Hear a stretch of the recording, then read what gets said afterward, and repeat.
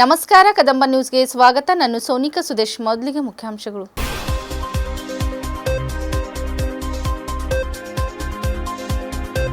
ಗಣರಾಜ್ಯೋತ್ಸವ ಸಮಾರಂಭದಲ್ಲಿ ಯುವ ಶಕ್ತಿಗೆ ಕರೆ ನೀಡಿದ ಸಚಿವ ಈಶ್ವರ್ ಖಂಡ್ರೆ.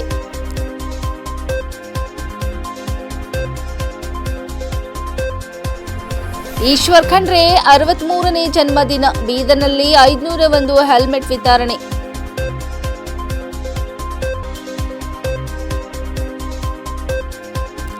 ಬೀದರ್ ಹೊನ್ನೆಕೆರೆ ಅರಣ್ಯ ಪ್ರದೇಶಗಳಲ್ಲಿ ಚಿರತೆ ಸಂಚಾರ. ತುರ್ತು ಸಭೆ ನಡೆಸಿದ ಸಚಿವ ಈಶ್ವರ್ ಖಂಡ್ರೆ. ಸುದ್ದಿಯ ವಿವರಗಳು. ಭಾರತ ದೇಶದಲ್ಲಿ ಎಲ್ಲರೂ ಸಮಾನವಾಗಿ ಅಭಿವೃದ್ಧಿಯಾದಾಗ ಮಾತ್ರ ದೇಶ ವಿಶ್ವದಲ್ಲಿ ಬಲಾಢ್ಯ ರಾಷ್ಟ್ರವಾಗಲು ಸಾಧ್ಯ ಎಂದು ಅರಣ್ಯ ಜೀವಿಶಾಸ್ತ್ರ, ಪರಿಸರ ಹಾಗೂ ಬೀದರ್ ಜಿಲ್ಲಾ ಉಸ್ತುವಾರಿ ಸಚಿವ ಈಶ್ವರ್ ಖಂಡ್ರೆ ತಿಳಿಸಿದರು. ಜಿಲ್ಲಾಡಳಿತದ ವತಿಯಿಂದ ನಗರದ ನೆಹರು ಕ್ರೀಡಾಂಗಣದಲ್ಲಿ ಜರುಗಿದ 77ನೇ ಗಣರಾಜ್ಯೋತ್ಸವ ಪ್ರಯುಕ್ತ ರಾಷ್ಟ್ರ ಧ್ವಜಾರೋಹಣ ನೆರವೇರಿಸಿ ಮಾತನಾಡಿದರು. ಡಾಕ್ಟರ್ ಬಾಬಾ ಸಾಹೇಬ್ ಅಂಬೇಡ್ಕರ್ ಅವರು ಹೇಳುವಂತೆ ಸರ್ಕಾರ ಎಂದರೆ ಕೇವಲ ಅಧಿಕಾರ ಚಲಾಯಿಸುವುದಲ್ಲ, ಬದಲಾಗಿ ಎಲ್ಲ ವರ್ಗದ ಜನತೆಗೆ ಸಾಮಾಜಿಕ ಮತ್ತು ಆರ್ಥಿಕ ನ್ಯಾಯ ಒದಗಿಸುವುದಾಗಿದೆ. ನಂತರ ಅದು ಪ್ರತಿಯೊಬ್ಬರ ಜೀವನದ ಭಾಗವಾಗಬೇಕು ಎಂದು ಅಂಬೇಡ್ಕರ್ ನುಡಿಗಳನ್ನು ಸಚಿವ ಈಶ್ವರ್ ಖಂಡ್ರೆ ಸ್ಮರಿಸಿದರು. ಯುವ ಶಕ್ತಿ ಅಣುಶಕ್ತಿ ಇದ್ದ ಹಾಗೆ ದೇಶದಲ್ಲಿ ಸುಮಾರು 90 ಕೋಟಿ ಯುವಕರಿದ್ದಾರೆ. ಆದರೆ ಯುವಕರು ದಾರಿ ತಪ್ಪುತ್ತಿರುವುದನ್ನು ನಾವು ನೋಡುತ್ತಿದ್ದೇವೆ. ಹಾಗಾದರೆ ದೇಶವನ್ನು ಮುನ್ನಡೆಸುವ ಶಕ್ತಿಗಳಾಗಬೇಕೆಂದು ತಿಳಿಸಿದರು. ಇದೇ ವೇಳೆ ವಿವಿಧ ಕ್ಷೇತ್ರಗಳಲ್ಲಿ ಸೇವೆ ಸಲ್ಲಿಸಿದ ಸಾಧಕರಾದ ಆರೋಗ್ಯ ಕ್ಷೇತ್ರದಲ್ಲಿ ಶಿಬಿಲ್ ಸೈಲೆನ್ಸ್ ಕಣ್ಣಿನ ಆಸ್ಪತ್ರೆ, ವಿಷಚೇತನ ಕ್ಷೇತ್ರದಲ್ಲಿ ಸಂಗಮೇಶ್ ಭಾವಿದೊಡ್ಡಿ, ಎಲೆಕ್ಟ್ರಾನಿಕ್ ಮೀಡಿಯಾ ಕ್ಷೇತ್ರದಲ್ಲಿ ಶಿವಾನಂದ್ ಅಮರ್ಗೋಳ್, ಪತ್ರಿಕಾ ಕ್ಷೇತ್ರದಲ್ಲಿ ರಮೇಶ್ ರೆಡ್ಡಿ, ಯೋಗ ಕ್ರೀಡಾ ಕ್ಷೇತ್ರದಲ್ಲಿ ಶ್ರದ್ಧಾ ಪಾಟೀಲ್, ಜನಪದ ಭೂತಿರನ್ ರಥ ಕ್ಷೇತ್ರದಲ್ಲಿ ಭಾರತ ಮಾರುತಿ, ಸಾಹಿತ್ಯ ಕ್ಷೇತ್ರದಲ್ಲಿ ಓಂಕಾರ್ ಉಪ್ಪೆ, ಕೈಗಾರಿಕೆ ಕ್ಷೇತ್ರದಲ್ಲಿ ಸಂತೋಷ್ ಕುಮಾರ್ ಲದ್ದೆ, ಪತ್ರಿಕಾ ಮಾಧ್ಯಮ ಕ್ಷೇತ್ರದಲ್ಲಿ ದಿ ನಾಗಶೆಟ್ಟಿ ಧರಂಪುರೆ, ರಾಷ್ಟ್ರಮಟ್ಟದ ಜೂನಿಯರ್ ಮಿಸ್ ಇಂಡಿಯಾ 2ನೇ ರನ್ನರ್ ಅಪ್ ಆದ ಪೂರ್ವಿ ತಂದೆ ಸಂಜಯ್ ಕುಮಾರ್ ಬಿರದರ್ ಇವರನ್ನು ಸನ್ಮಾನಿಸಲಾಯಿತು. ಶಾಲಾ ಕಾಲೇಜಿನ ಮಕ್ಕಳಿಂದ ಆಕರ್ಷಕ ಸಾಂಸ್ಕೃತಿಕ ಕಾರ್ಯಕ್ರಮಗಳು ಜರುಗಿದವು. ಅಕ್ಕಪಡೆಯ ತಂಡದಿಂದ ವಿವಿಧ ಸಾಹಸ ಪ್ರದರ್ಶನಗಳು ಜರುಗಿದವು. ಇದೇ ವೇಳೆ ವೇದಿಕೆ ಮೇಲೆ ಸಂಸದ ಸಾಗರ್ ಖಂಡ್ರೆ, ಶಾಸಕ ಡಾ ಶೈಲೇಂದರ್ ಕೆ ಬೆಲ್ದಾಳೆ, ಎಂಎಲ್ಸಿ ಮಾರುತಿರಾವ್ ಮೂಳೆ, ಜಿಲ್ಲಾಧಿಕಾರಿ ಶಿಲ್ಪಾ ಶರ್ಮಾ, ಜಿಲ್ಲಾ ಪೊಲೀಸ್ ಅಧೀಕ್ಷಕರಾದ ಪ್ರದೀಪ್ ಗುಂಟಿ, ಜಿಲ್ಲಾ ಪಂಚಾಯತ್ ಮುಖ್ಯ ಕಾರ್ಯನಿರ್ವಹಣಾ ಅಧಿಕಾರಿ ಡಾ ಗಿರೀಶ್ ಬದೋಲೆ, ನಗರಸಭೆ ಅಧ್ಯಕ್ಷ ಮೊಹಮ್ಮದ್ ಗೌಸುದ್ದೀನ್, ಜಿಲ್ಲಾ ಉಪಾರಣ್ಯ ಸಂರಕ್ಷಣಾಧಿಕಾರಿ ಆಶೀಶ್ ರೆಡ್ಡಿ, ಬುಡಾ ಅಧ್ಯಕ್ಷ ಬಸವರಾಜ್ ಜಾಬ್ಶೆಟ್ಟಿ ಸೇರಿದಂತೆ ಇನ್ನಿತರರು ಹಾಜರಿದ್ದರು. ನಮಗೆಲ್ಲ ಗೊತ್ತಿದೆ, ನಮ್ಮ ದೇಶಕ್ಕೆ ಸ್ವಾತಂತ್ರ್ಯ ಸಿಕ್ಕಿ ಅಂದರೆ ನಾವು ಸ್ವಾತಂತ್ರ್ಯಗೊಂಡಂಥದ್ದು 15ನೇ ಆಗಸ್ಟ್ 1947. ಅದನ್ನು ನಾವು ನಮ್ಮದೇ ಆದಂತ ಸಂವಿಧಾನವನ್ನು ರಚನೆ ಮಾಡಿ ಅಳವಡಿಸಿಕೊಂಡು ಅದನ್ನು ಜಾರಿಗೆ ತಂದಂಥದ್ದು 26ನೇ ಜನವರಿ 1950. ಅಂದ್ರೆ ನಾವು ನಮ್ಮದೇ ಆಡಳಿತ ನಡೆಸ್ತಕ್ಕಿರ್ತಕ್ಕಂಥದ್ದು ಈಗ 76 ವರ್ಷಗಳು ಕಳೆದು ಹೋಗಿದ್ದಾವೆ. 77ನೇ ವರ್ಷದಲ್ಲಿ ನಾವೆಲ್ಲ ಪದಾರ್ಪಣೆ ಮಾಡಿದ್ದೇವೆ. ಇವತ್ತಿನ ದಿವಸ ನಾವೆಲ್ಲ ಆಲೋಚನೆ ಮಾಡಬೇಕಾಗಿದೆ, ಈ 76 ವರ್ಷದಲ್ಲಿ ನಾವೇನ್ ಮಾಡಿದ್ದೇವೆ, ಹಾಗೆ ಸ್ವಾತಂತ್ರ್ಯ ಪೂರ್ವದಲ್ಲಿ ಮತ್ತು ಸ್ವಾತಂತ್ರ್ಯ ನಂತರ ಭಾರತ ದೇಶ ಯಾವ ರೀತಿಯಲ್ಲಿ ಪ್ರಗತಿಯನ್ನು ಹೊಂದಿದೆ. ಬಂಧುಗಳೇ, ಸುಮಾರು 200 ವರ್ಷಗಳವರೆಗೆ ಪರಕೀಯರ ಆಡಳಿತದಲ್ಲಿದ್ದಂತ ಈ ಒಂದು ರಾಷ್ಟ್ರ, ಈ ರಾಷ್ಟ್ರದ ಸ್ವಾತಂತ್ರ್ಯಕ್ಕಾಗಿ ಅನೇಕ ಜನ ಹೋರಾಟ ಮಾಡಿದ್ದಾರೆ. ರಾಷ್ಟ್ರಪಿತ ಮಹಾತ್ಮ ಗಾಂಧೀಜಿಯವರು, ವಲ್ಲಭಭಾಯ್ ಪಟೇಲ್ ರವರು, ಸುಭಾಷ್ ಚಂದ್ರ ಬೋಸ್ ರವರು, ಜವಾಹರ್ಲಾಲ್ ನೆಹರೂಜಿ ಅವರು, ಹೀಗೆ ಹಲವಾರು ಜನ, ಭಗತ್ ಸಿಂಗ್ ರವರು, ಚಂದ್ರಶೇಖರ್ ಆಜಾದ್ ರವರು, ಅವರ ಜೊತೆಯಲ್ಲಿ ಅಸಂಖ್ಯಾತ ಜನ ಈ ರಾಷ್ಟ್ರಕ್ಕಾಗಿ ತ್ಯಾಗ ಮಾಡಿದ್ದಾರೆ, ರಕ್ತ ಕೊಟ್ಟಿದ್ದಾರೆ, ಬಲಿದಾನ ಕೊಟ್ಟಿದ್ದಾರೆ. ಅವರೆಲ್ಲರ ತ್ಯಾಗದಿಂದ ಇವತ್ತು ನಾವು ದಾಸ್ಯದಿಂದ, ಬಂಧನದಿಂದ ಮುಕ್ತಗೊಂಡಿದ್ದೇವೆ. ಅವರೆಲ್ಲರಿಗೆ ಸ್ಮರಿಸಬೇಕಾಗ್ತದೆ. ಅದರ ಜೊತೆಯಲ್ಲಿ ಇವತ್ತು ನಾವು ನಮ್ಮದೇ ಆದಂತ ಏನೊಂದು ಬೃಹತ್ ಆದಂತ ಸಂವಿಧಾನ ಅಳವಡಿಸಿಕೊಂಡಿದ್ದೇವೆ. ಇದು ಈ ವಿಶ್ವದಲ್ಲಿ ಶ್ರೇಷ್ಠವಾದಂತಹ ಒಂದು ಸಂವಿಧಾನ. ಎಲ್ಲಾ ಜಾತಿ, ಎಲ್ಲಾ ಭಾಷೆ, ಎಲ್ಲಾ ಧರ್ಮೀಯ ಜನರಿಗೆ ಸಮಾನವಾದಂತಹ ಹಕ್ಕನ್ನು ಕೊಟ್ಟು ಅವರಿಗೆ ಕರ್ತವ್ಯಗಳನ್ನು ಕೊಟ್ಟಂತದ್ದು ನಮ್ಮ ಸಂವಿಧಾನ. ಈ ಸಂವಿಧಾನ ರಚನೆಗಾಗಿ ಅತ್ಯಂತ ಪ್ರಾಮಾಣಿಕವಾಗಿ ಪರಿಶ್ರಮ ಮಾಡಿ ಇಂತಹ ಒಂದು ವಿಶಿಷ್ಟವಾದಂತಹ ಸಂವಿಧಾನವನ್ನು ಕೊಟ್ಟಂತ ಶ್ರೇಯಸ್ಸು ಸಂವಿಧಾನ ಶಿಲ್ಪಿ ಡಾಕ್ಟರ್ ಬಾಬಾ ಸಾಹೇಬ್ ಅಂಬೇಡ್ಕರ್ ಅವರಿಗೆ ಸಲ್ತದೆ. ಹೀಗಾಗಿ ನಾವು ವೇದಿಕೆ ಮುಖಾಂತರ ಬಾಬಾ ಸಾಹೇಬ್ ಅಂಬೇಡ್ಕರ್ ಅವರಿಗೆ ಜಿಲ್ಲೆಯ ಹೆಮ್ಮೆಯ ನಾಯಕರು ಹಾಗೂ ಜಿಲ್ಲಾ ಉಸ್ತುವಾರಿ ಸಚಿವರಾದ ಈಶ್ವರ್ ಖಂಡ್ರೆ ಅವರ 63ನೆಯ ಹುಟ್ಟುಹಬ್ಬದ ನಿಮಿತ್ತ ವಿಎನ್ ಅಪೆ ಫೌಂಡೇಶನ್ ವತಿಯಿಂದ ಇಂದು ಅಂಬೇಡ್ಕರ್ ವೃತ್ತ ಬೀದರ್ನಲ್ಲಿ ಎಂಪಿ ಸಾಗರ್ ಖಂಡ್ರೆಯವರ ಮೂಲಕ ಹೆಲ್ಮೆಟ್ ವಿತರಣಾ ಕಾರ್ಯಕ್ರಮ ಹಮ್ಮಿಕೊಳ್ಳಲಾಯಿತು. ಈ ವೇಳೆ ಎಂಪಿ ಸಾಗರ್ ಖಂಡ್ರೆಯವರು ಮಾತನಾಡಿ, ಇಂದು ಗಣರಾಜ್ಯೋತ್ಸವ ಇದೆ. ತಮ್ಮೆಲ್ಲರಿಗೂ ಹಾರ್ದಿಕ ಶುಭಾಶಯಗಳು. ಎಲ್ಲರೂ ದೇಶದ ಸಂವಿಧಾನದ ಕುರಿತು ಅರಿತುಕೊಳ್ಳಬೇಕು. ಎಲ್ಲಾ ಜನರಿಗೂ ಸಂವಿಧಾನದ ಹಕ್ಕುಗಳು ಏನಿವೆ ಎಂದು ಗೊತ್ತಾಗಬೇಕು. ಅದೇ ರೀತಿ ಇಂದು ವಿಎನ್ ಅಪ್ಪೆ ಫೌಂಡೇಶನ್ ವತಿಯಿಂದ ನಮ್ಮ ತಂದೆಯವರ ಹುಟ್ಟುಹಬ್ಬದ ಪ್ರಯುಕ್ತ ಸುಮಾರು 501 ಹೆಲ್ಮೆಟ್ಗಳು ವಿತರಿಸಿದ್ದಾರೆ. ಅವರಿಗೆ ಅಭಿನಂದನೆಗಳು ಎಂದು ತಿಳಿಸಿದರು. ಈ ವೇಳೆ ವಿಎನ್ ಅಪ್ಪೆ ಫೌಂಡೇಶನ್ ಅಧ್ಯಕ್ಷರು ವಿನೋದ್ ಅಪ್ಪೆ, ಅನೇಕ ಸಾಮಾಜಿಕ ಮುಖಂಡರು, ಸಾರ್ವಜನಿಕರು ಉಪಸ್ಥಿತರಿದ್ದರು.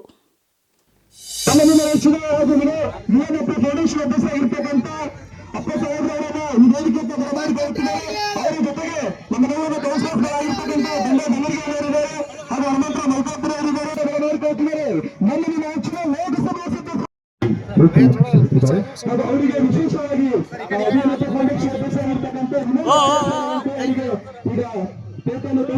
ಸ್ವಾಗತ ಮಾಡಿಕೊಂಡು ಜನ ಮೆಚ್ಚಿದ ಸಂಸದರಾದ ಸಾಗರ್ ಖಂಡ್ರೆ ಅವರಿಗೆ ಮುಂದಿನ ಮುಖ್ಯಮಂತ್ರಿ ಯಾರಪ್ಪ? ನಮ್ಮ ಈಶ್ವರ್ ಖಂಡ್ರೆ ಸಾಹೇಬ್ರಪ್ಪ. ಮುಂದಿನ ಮುಖ್ಯಮಂತ್ರಿ ಯಾರಪ್ಪ?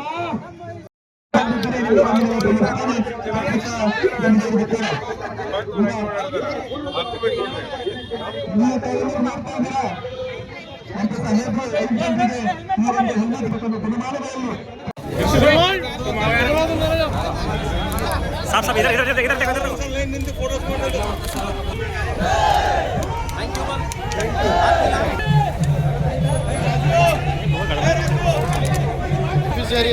कल बघा रेलवे की पकड़े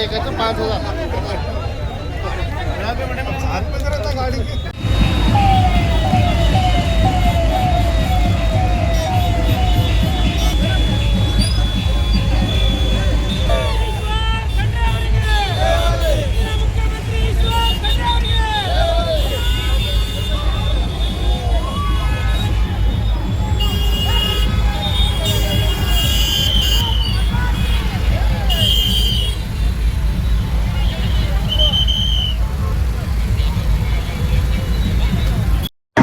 ನಮ್ಮ ಪರಿವಾರದ ಗಣರಾಜ್ಯೋತ್ಸವದ ಹಾರ್ದಿಕ ಶುಭಾಶಯವನ್ನು ಸಲ್ಲಿಸುತ್ತೇನೆ.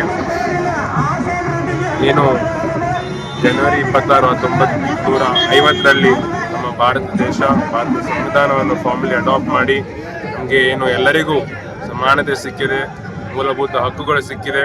ಅದನ್ನೆಲ್ಲ ನಾವು ಇಷ್ಟೆಲ್ಲ ವರ್ಷ ನಾವು ಸರಿಯಾಗಿ ನಾವು ನಡೆಸ್ಕೊಂಡು ಬಂದ್ವಿ. ಮುಂದೇನು ಇದೇ ಥರ ನಮ್ಮ ಎಲ್ಲರೂ ನಾವು ನಡೆಸ್ಕೊತಾ ಹೋಗ್ತೀವಿ. ಡಾಕ್ಟರ್ ಬಾಬಾ ಸಾಹೇಬ್ ಅಂಬೇಡ್ಕರ್ ಅವರು ಏನು ನಮಗೆ ಭಾರತದ ಸಂವಿಧಾನ ಕೊಟ್ಟಿದ್ದಾರೆ. ಇದರ ಏನು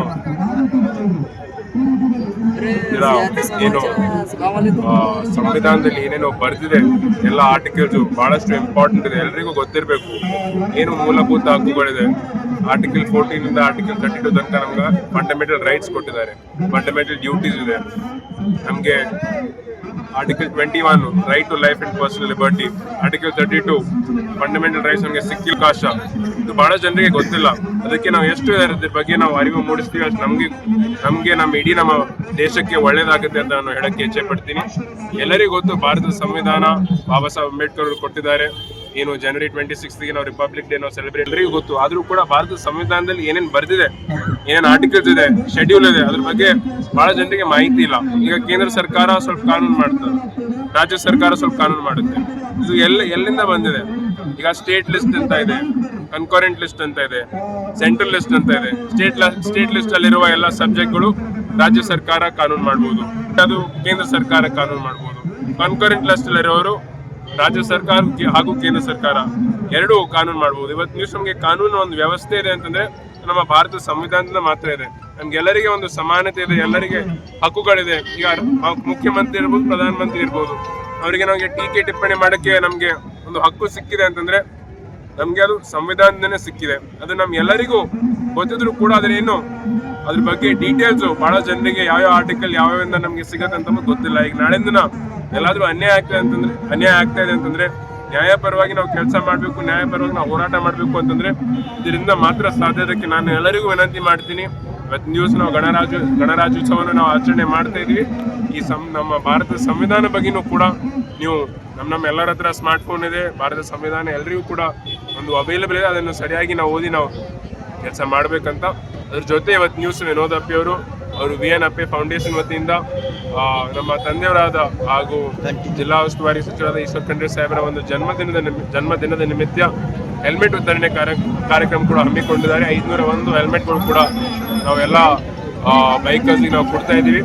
ಅದಕ್ಕೆ ಒಂದು ಒಳ್ಳೆ ಕೆಲಸ ಮಾಡ್ತಾ ಇದ್ದಾರೆ. ಅವರಿಗೂ ನನ್ನ ವತಿಯಿಂದ ನಾನು ಅಭಿನಂದನೆ ಸಲ್ಲಿಸ್ತೀನಿ. ಯಾಕಂದ್ರೆ ನೀವು ಕೂಡ ನೋಡ್ಬೋದು, ಈಗ ನಮ್ಮ ದೇಶದಲ್ಲಿ ರೋಡ್ ಆಕ್ಸಿಡೆಂಟ್ಸ್ ಅಲ್ಲಿ ಬಹಳ ಜನ ಅವರು ಪ್ರಾಣವನ್ನು ಕಳ್ಕೊಳ್ತಾ ಇದ್ದಾರೆ.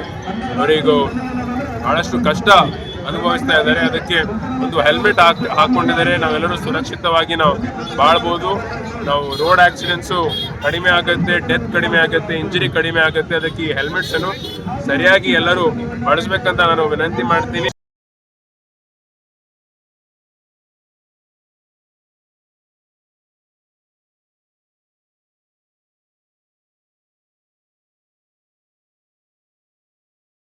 का हार्दिक शुभाशय देते हुए आज हमारे नेता बीदर डिस्ट्रिक्ट इंचार्ज मिनिस्टर सम्मान्य ईश्वर बी खंडे साहब का 63 बर्थडे हम आज बनाया है। आज हमारे VN अप्पे फाउंडेशन की तरफ से बीदर के तमाम बाइक सवारों को 501 हेलमेट फ्री देने का डिसीजन लेके आज कहाँ भी देखो गाड़ी के ऊपर गिरते बराबर उनको हेड इंजरी हो रहा है। हेड इंजरी होते बराबर बहुत सारा इश्यू हो रहे हैं, उनके परिवार को बहुत सारा प्रॉब्लम हो रहा है।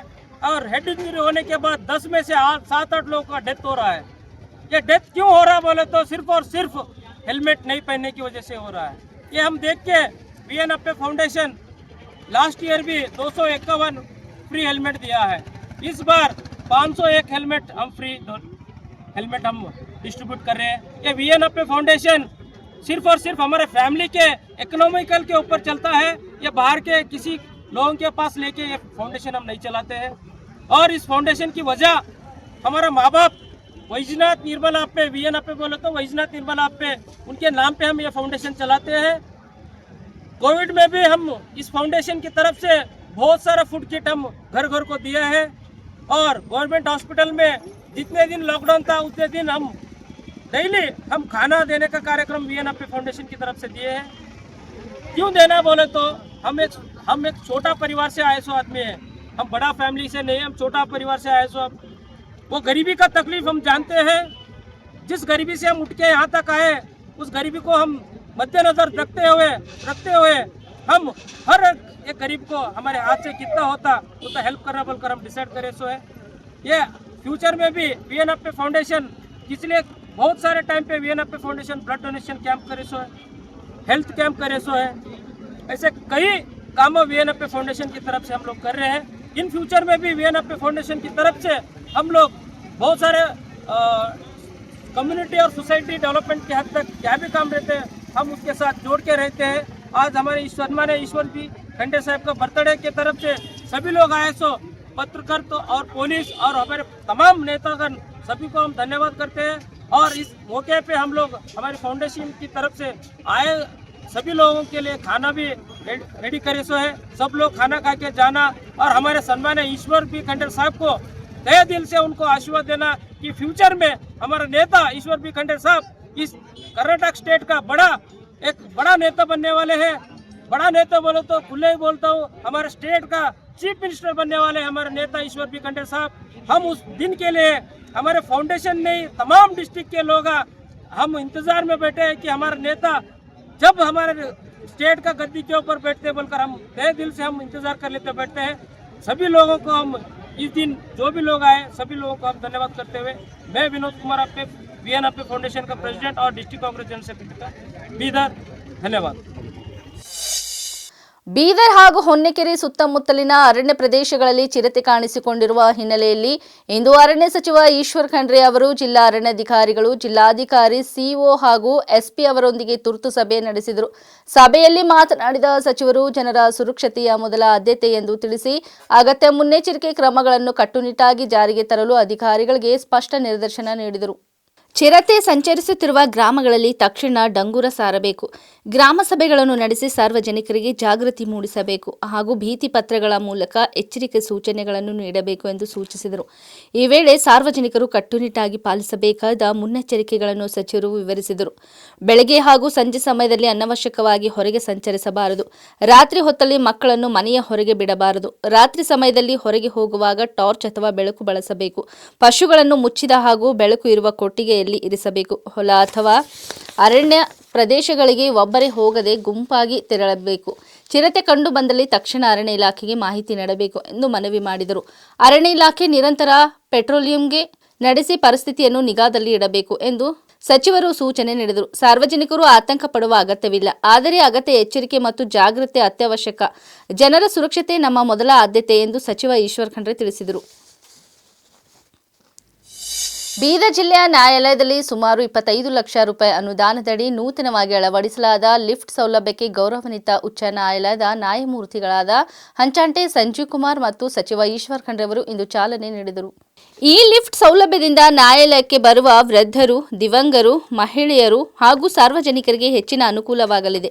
ಲೋಕಸಭಾ ಚುನಾವಣೆಯ ಸಂದರ್ಭದಲ್ಲಿ ಬೀದರ್ ಜಿಲ್ಲಾ ವಕೀಲರ ಸಂಘವು ವ್ಯಕ್ತಪಡಿಸಿದ್ದ ಬೇಡಿಕೆಗೆ ಸ್ಪಂದಿಸಿ ಲಿಫ್ಟ್ ವ್ಯವಸ್ಥೆ ಮಾಡಿಸಿಕೊಡುತ್ತೇನೆ ಎಂದು ಭರವಸೆ ನೀಡಿದ ಸಂಸದರಾದ ಸಾಗರ್ ಖಂಡ್ರೆ ಅವರ ಮಾತು ಇಂದು ನೆರವೇರಿದೆ. ಅವರ ಸಹಕಾರದಿಂದ ಈ ಕಾಮಗಾರಿ ಯಶಸ್ವಿಯಾಗಿ ಪೂರ್ಣಗೊಂಡಿದೆ ಎಂದು ಸಚಿವ ಖಂಡ್ರೆ ಹೇಳಿದರು. ಈ ಸಂದರ್ಭದಲ್ಲಿ ಜಿಲ್ಲಾ ವಕೀಲರ ಸಂಘದ ಅಧ್ಯಕ್ಷರು, ಪದಾಧಿಕಾರಿಗಳು ಹಾಗೂ ವಕೀಲರು ಉಪಸ್ಥಿತರಿದ್ದರು. ಭಾರತದ 2ನೇ ಗಗನಯಾತ್ರಿ ಮತ್ತು ಅಂತಾರಾಷ್ಟ್ರೀಯ ಬಾಹ್ಯಾಕಾಶ ನಿಲ್ದಾಣದಲ್ಲಿ ಐಎಎಸ್ ಉಳಿದುಕೊಂಡ ದೇಶದ ಮೊದಲ ಗಗನಯಾತ್ರಿ ಗ್ರೂಪ್ ಕ್ಯಾಪ್ಟನ್ ಶುಭಾಂಶು ಶುಕ್ಲಾ ಅವರಿಗೆ ಗಣರಾಜ್ಯೋತ್ಸವದಂದು ರಾಷ್ಟ್ರಪತಿ ದ್ರೌಪದಿ ಮುರ್ಮು ಅವರು ದೇಶದ ಅತ್ಯುನ್ನತ ಶಾಂತಿ ಕಾಲದ ಶೌರ್ಯ ಪ್ರಶಸ್ತಿಯಾದ ಅಶೋಕ ಚಕ್ರ ನೀಡಿ ಗೌರವಿಸಿದರು. ರಾಷ್ಟ್ರ ರಾಜಧಾನಿಯಲ್ಲಿರುವ ಕರ್ತವ್ಯ ಪಥದಲ್ಲಿ ನಡೆದ ಗಣರಾಜ್ಯೋತ್ಸವ ಸಮಾರಂಭದಲ್ಲಿ ರಾಷ್ಟ್ರಪತಿಗಳು ಶುಕ್ಲಾ ಅವರಿಗೆ ಪ್ರಶಸ್ತಿಯನ್ನು ಪ್ರದಾನ ಮಾಡಿದರು. ಅಶೋಕ್ ಚಕ್ರವು ಭಾರತದ ಅತ್ಯುನ್ನತ ಶಾಂತಿಕಾಲದ ಶೌರ್ಯ ಪ್ರಶಸ್ತಿಯಾಗಿದ್ದು, ಯುದ್ಧ ಭೂಮಿಯ ಹೊರಗೆ ತರುವ ಅದ್ಭುತ ಸಾಹಸ, ಆತ್ಮತ್ಯಾಗ ಅಥವಾ ಧೈರ್ಯಕ್ಕಾಗಿ ಸೈನಿಕರು ಮತ್ತು ನಾಗರಿಕರಿಗೆ ನೀಡಲಾಗುತ್ತದೆ. ಇದು ಅತ್ಯುನ್ನತ ಯುದ್ಧ ಕಾಲದ ಶೌರ್ಯ ಪ್ರಶಸ್ತಿಯಾದ ಪರಮವೀರ ಚಕ್ರಕ್ಕೆ ಸಮಾನವಾಗಿದೆ. ಆಕ್ಸಿಯಂ 4 ಕಾರ್ಯಾಚರಣೆಯ ಭಾಗವಾಗಿ 2025 ಜೂನ್ 25ರಂದು ಸ್ಪೇಸ್ ಎಕ್ಸ್ ಡ್ರ್ಯಾಗನ್ ಬಾಹ್ಯಾಕಾಶ ನೌಕೆಯಲ್ಲಿ ಹಾರಾಟ ನಡೆಸಿದ್ದ 4 ಗಗನಯಾತ್ರಿಗಳಲ್ಲಿ ಶುಕ್ಲಾ ಕೂಡ ಒಬ್ಬರಾಗಿದ್ದರು. ಐಎಎಸ್ನಲ್ಲಿ ಸುಮಾರು 18 ದಿನಗಳನ್ನು ಕಳೆದ ನಂತರ ಅವರು ಜುಲೈ 15ರಂದು ಸುರಕ್ಷಿತವಾಗಿ ಭೂಮಿಗೆ ಮರಳಿದರು. ತಮ್ಮ 17 ದಿನಗಳ ವಾಸ್ತವ್ಯದ ಅವಧಿಯಲ್ಲಿ ಗಗನಯಾತ್ರಿ ಶುಕ್ಲಾ ಇತರ ವಿಜ್ಞಾನಿಗಳೊಂದಿಗೆ 60ಕ್ಕೂ ಹೆಚ್ಚು ವೈಜ್ಞಾನಿಕ ಪ್ರಯೋಗಗಳನ್ನು ನಡೆಸಿದರು. 30 मिलीमीटर का अग्रभाग पर 24 तीलियों का अशोक चक्र अंकित। यह चक्र निरंतर गतिशीलता, कर्तव्य और धर्म का प्रतीक होता है। चक्र के चारों ओर और कोई अतिरिक्त अलंकरण नहीं होता। यह उसकी सादगी और गरिमा को दर्शाता है। रिबन गहरे रंग का, मध्य रेखाएं नारंगी, हरा रंग जीवन, साहस और आशा का प्रतीक और नारंगी धारियां त्याग, बलिदान और राष्ट्र भक्ति का द्योतक। 29014 ग्रुप कैप्टन शुभांशु शुक्ला, उड़ान pilot. 29014 group captain Shubhanshu Shukla ने भारतीय वायुसेना की उड़ान शाखा में फाइटर पायलट के रूप में 17 जून 2006 को कमीशन प्राप्त किया और वर्तमान में वायुसेना मुख्यालय वायु भवन में पदस्थापित और 1 फरवरी 2020 से अंतरिक्ष संस्थान इसरो में प्रतिनियुक्त हैं। वे एक युद्धक विमान दल, फाइटर कॉम्बैट लीडर, एक प्रायोगिक टेस्ट पायलट हैं और वे प्रतिष्ठित गगनयान प्रोग्राम के लिए चुने गए गगन यात्रियों में से एक थे। 25 जून 2025 को एक्सियम 4 मिशन के तहत ग्रुप कैप्टन शुक्ला ने निडरता और आत्मविश्वास के साथ अंतर्राष्ट्रीय अंतरिक्ष स्टेशन ISS के लिए 20 दिनों की यात्रा के लिए आगे बढ़े, जो भारत के मानव अंतरिक्ष उड़ान कार्यक्रम के लिए एक मील का पत्थर साबित हुआ। वे अंतर्राष्ट्रीय अंतरिक्ष स्टेशन पर जाने वाले पहले भारतीय और 4 दशकों से भी अधिक समय के अंतराल के बाद अंतरिक्ष में यात्रा करने वाले दूसरे भारतीय बने। मिशन के दौरान आपने अंतर्राष्ट्रीय अंतरिक्ष स्टेशन में रहते हुए कई जटिल प्रयोग किए, जो कि सूक्ष्म गुरुत्वाकर्षण, मानव शरीर, मनोविज्ञान और अंतरिक्ष में इस्तेमाल होने वाले आधुनिकतम पदार्थों पर आधारित था। अंतरिक्ष यात्रा से जुड़ी अत्यधिक चुनौतियों और खतरों के बावजूद आपने अदम्य साहस का प्रदर्शन किया और पूरे मिशन के दौरान संयम बनाए रखा।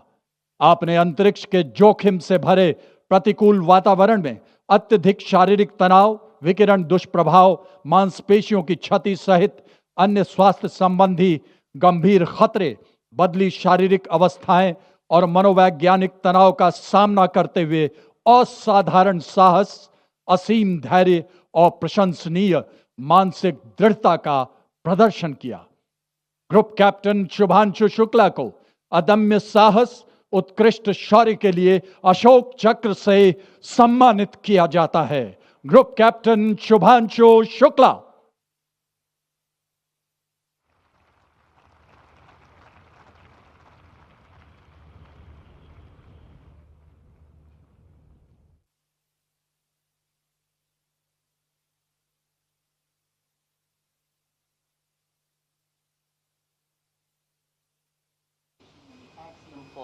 and service to the nation. ಇಲ್ಲಿವರೆಗೆ ಸುದ್ದಿ ಕೊಟ್ಟಿದ್ದು ನಾನು ಸೋನಿಕಾ ಸುದೇಶ್. ಮುಂದಿನ ಸುದ್ದಿಯೊಂದಿಗೆ ಮತ್ತೆ ಭೇಟಿಯಾಗೋಣ. ವಂದನೆಗಳು.